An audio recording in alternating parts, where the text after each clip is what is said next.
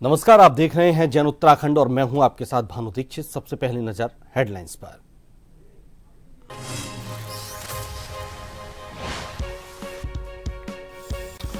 देहरादून में एक पेड़ मां के नाम कार्यक्रम का आयोजन, सीएम धामी ने की शिरकत। सल्ट में मंदाल रेंज वन कर्मचारियों ने ली पर्यावरण संरक्षण की शपथ।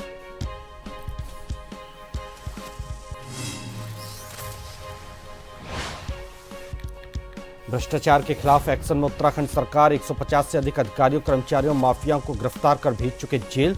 सीएम धामी ने कहा, सरकार का निर्णायक अभियान आगे भी रहेगा जारी।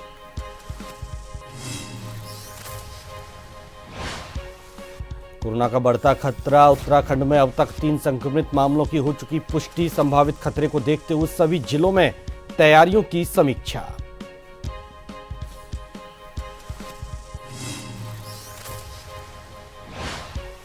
गंगा दशहरा पर्व पर उमड़ी श्रद्धालुओं की भीड़। रामनगर में कोसी नदी में स्नान कर लोगों ने की पूजा अर्चना। गर्जिया देवी के किए दर्शन।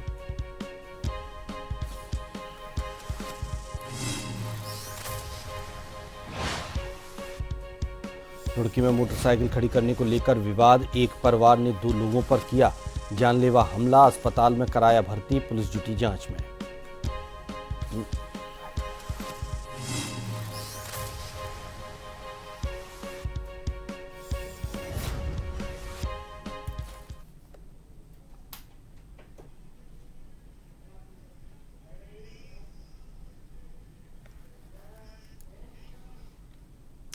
और खबरें विस्तार से। उत्तराखंड के पहाड़ों की खूबसूरत वादियां जहां पर्यटकों को अपनी ओर आकर्षित करती ही हैं, तो वहीं अब फिल्म निर्माताओं को भी खूब लुभा रही हैं।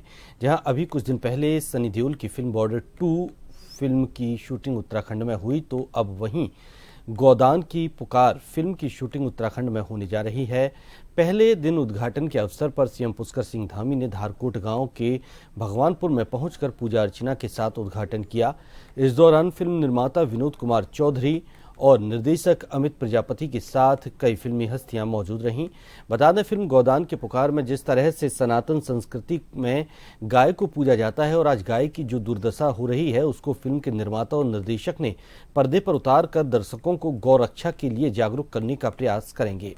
बॉलीवुड की कई फिल्मों में अपनी कॉमेडी से दर्शकों को लुभाने वाले अभिनेता मनोज जोशी और अभिनेत्री उपासना सिंह ने बताया कि फिल्म की ज्यादातर शूटिंग उत्तराखंड में ही होने जा रही है और यहां की खूबसूरत वादियों को फिल्म में दर्शाया जाएगा।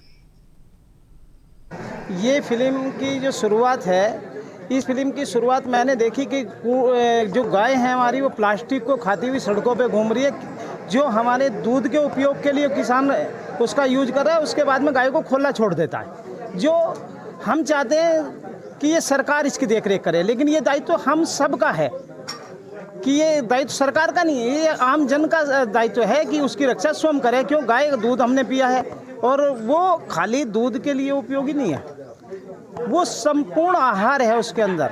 और जो हम गाय के दूध में पा सकते हैं वो किसी अन्य दूध में कोई चीज़ नहीं है। और इस फिल्म में हम वैज्ञानिक आधार को ही सारे को दर्शाना चाहते हैं और इसकी हकीकत को सामने लाना चाहते हैं कि गाय क्या है और गाय का महत्व क्या है। मुझे लगता है कि इस फिल्म के माध्यम से हमारे देश में, हमारी संस्कृति में गऊ की क्या मान्यता है, क्या अहमियत है, वो लोगों को पता चलेगा। हालांकि आप कई बार बहुत ही अच्छा, बिल्कुल प्रदूषण नहीं है यहाँ पे। नहीं तो हम तो बॉम्बे रहते हैं और बहुत ही पॉल्यूटेड हवा में हम रहते हैं। तो जितने भी लोग शहरों में रहते हैं उनको पता है कि मतलब ये जो वायु है, जो इतनी शुद्ध वायु, इसकी क्या अहमियत है। तो ऐसा लग रहा है स्वर्ग है ये। गोदान की पुकार इसका पहला दिन है। मुहूर्त आज हुआ और उस मुहूर्त की जो पूजा है वो उत्तराखंड के माननीय मुख्यमंत्री जी धामी जी ने उसका मुहूर्त की पूजा की। उसके और गोदान पर बढ़ते हैं। उत्तराखंड में पुष्कर सिंह धामी सरकार के कार्यकाल में अभी तक भ्रष्टाचार के मामलों में 150 से अधिक अधिकारियों, कर्मचारियों, माफियाओं को गिरफ्तार कर जेल भेजा जा चुका है। इनमें सेवानिवृत्त IFS, IAS से लेकर कई वरिष्ठ अधिकारी सम्मिलित हैं। मुख्यमंत्री धामी ने दोहराया, भ्रष्टाचार और नकल के विरुद्ध सरकार का निर्णायक अभियान आगे भी जारी रहेगा। घोटाले पहले भी होते थे, भ्रष्टाचार पहले भी होता था, लेकिन दबा दिए जाते थे। लेकिन धामी सरकार में घोटालों की कोई जगह नहीं है। और ये भी है कि पहले बड़े अधिकारियों को बचा लिया जाता था, आज इसमें 2 IAS अफसर भी हैं। ये कहा जाता था कि हमेशा नीचे के कर्मचारियों को पे कार्रवाई होती है और इनको बचा लिया जाता है। इस कार्रवाई से ये सिद्ध कर दिया कि कोई कितना भी बड़ा व्यक्ति होगा, अगर भ्रष्टाचार करेगा तो उसको जगह भेजा जाएगा।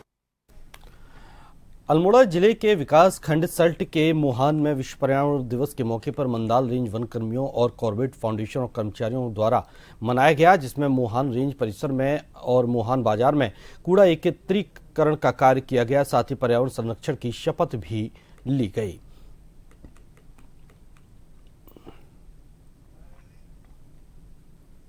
विश्व पर्यावरण दिवस की थीम विश्व स्तर पर प्लास्टिक प्रदूषण का अंत करना है। इसी के तहत मोहान रेंज के कर्मचारियों, कॉर्बेट फाउंडेशन के कर्मचारियों तथा ग्रामीणों के सहयोग से मोहान में सफाई अभियान चलाया गया।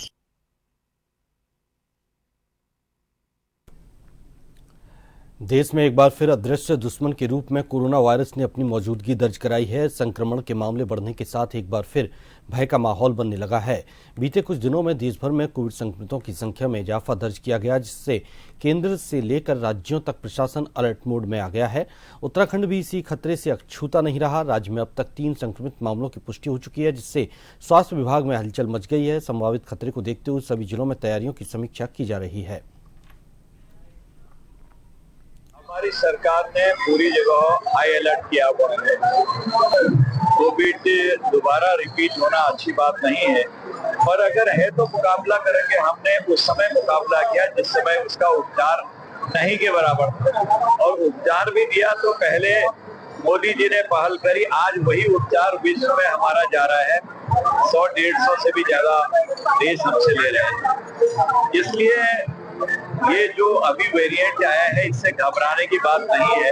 ऐसा स्वास्थ्य के जो स्पेशलिस्ट हैं उन्होंने भी कहा है, अखबारों में भी आ गया है और सारी जगह न्यूज में भी आ रहा है। लेकिन वो करना है, उसका प्रिवेंशन करना तो बहुत जरूरी है। कोविड को लेके अभी हमने जो है एक फ्लू क्लिनिक बनाया है अपना, इधर OPD ब्लॉक में जो है।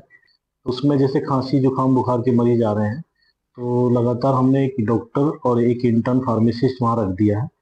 तो और बाकी जो है रैपिड एंटीजन की जांचें हमारे पास शुरू करवाई जा रही हैं, और अगर कोई केस डिटेक्ट होता है तो उसको इन्फॉर्म करेंगे हमसे।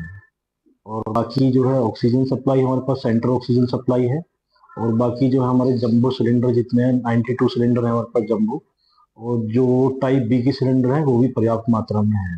हाँ, ओवरऑल OPD जो है खांसी जुकाम बुखार की वजह से बढ़ी है, और पहले हमारे पास 800 से 900 OPD हो रही थी, अब लगभग 1200 के पर डे के हिसाब से OPD हो रही है। तो जिसमें 100-150 मरीज जो है लगभग खांसी जुकाम बुखार के आ रहे हैं।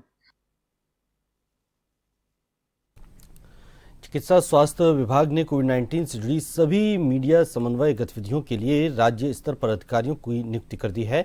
डॉक्टर पंकज कुमार सिंह, सहायक निदेशक ने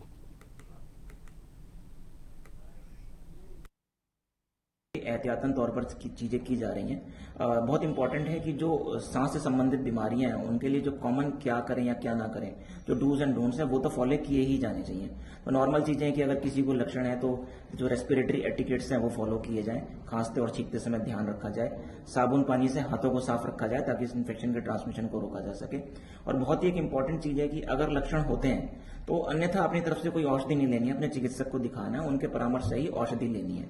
और कोई विशेष वर्ग जैसे जिसको कोई और गंभीर रोग से ग्रसित है, बच्चे और जो थोड़ा सा हमारा जो गंगा दशहरा पर्व पर रामनगर से कुल दूरी पर स्थित प्रसिद्ध गर्जिया देवी मंदिर के अलावा अन्य मंदिरों पर श्रद्धालुओं की भारी भीड़ देखने को मिली। तो वहीं मंदिर पर इस पर्व को लेकर उत्तराखंड के अलावा उत्तर प्रदेश और अन्य राज्यों के कई शहरों से भी श्रद्धालु मां गर्जिया के दर्शन करने के लिए पहुंचे।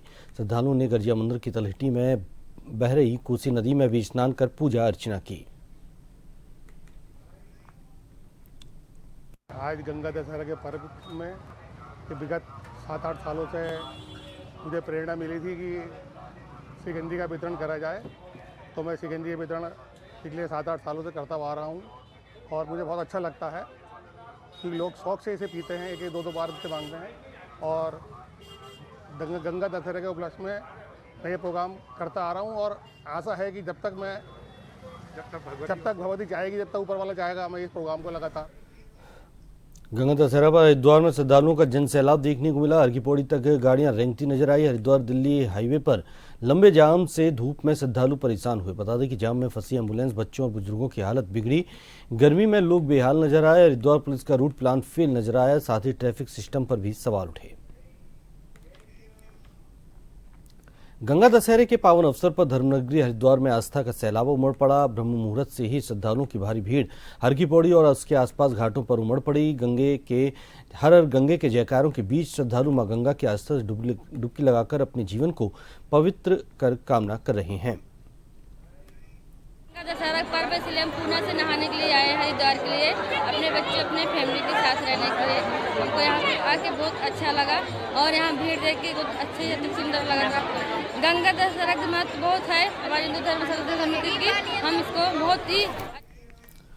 हरिद्वार में निर्जला एकादशी स्नान पर्व को लेकर सुरक्षा व्यवस्था पूरी कर ली गई है। ऋषिकुल ऑडिटोरियम में एसएसपी प्रवीण सिंह डोभाल की अध्यक्षता में मेले में तैनात पुलिस बल की ब्रीफिंग आयोजित हुई। ब्रीफिंग में बताया गया कि मेला क्षेत्र को 3 सुपर जोन, 11 जोन और 27 सेक्टरों में बांटते हुए जिम्मेदारियां तय कर दी गई हैं। एसपी क्राइम जितेंद्र मेहरा यातायात व्यवस्था संभालेंगे, जबकि पुलिस अधीक्षक नगर को संपूर्ण पर्व की कमान सौंपी गई है। इसमें डिफेंस स्तर के अधिकारी और 11 जोनों में लगाया गया है, इसमें डिप्टी स्तर के अधिकारी लगाए गए हैं। इन सभी सेक्टरों और जोनों में मिलाकर 3 कंपनी की एसी के साथ करीब 1000 पुलिसकर्मी तैनात रहेगा। रूट डाइवर्जन के प्लान ऑलरेडी पहले आप लोगों के समक्ष रखे जा चुके हैं। अब ट्रैफिक का दबाव जैसे बढ़ेगा, फिर ट्रैफिक इसमें नोडल अधिकारी बनाए गए हैं जो रूट डाइवर्जन का प्लान लागू कराएंगे। मुझे उम्मीद है कि हम लोग एकादशी रुड़की के मंगलोर नारसन विकास परिसर में आयोजित क्षेत्र पंचायत समिति की बैठक में बदहाल सड़कों और जल जीवन मिशन योजना में सुस्ती का मुद्दा छाया रहा। जनप्रतिनिधियों का कहना था कि जल जीवन मिशन के तहत सड़कें खोदी गई हैं, लेकिन काम पूरा नहीं कराया गया है। सड़कों की मरम्मत और निर्माण न होने पर बरसात के दिनों में ग्रामीणों को भारी परेशानियों का सामना करना पड़ सकता है।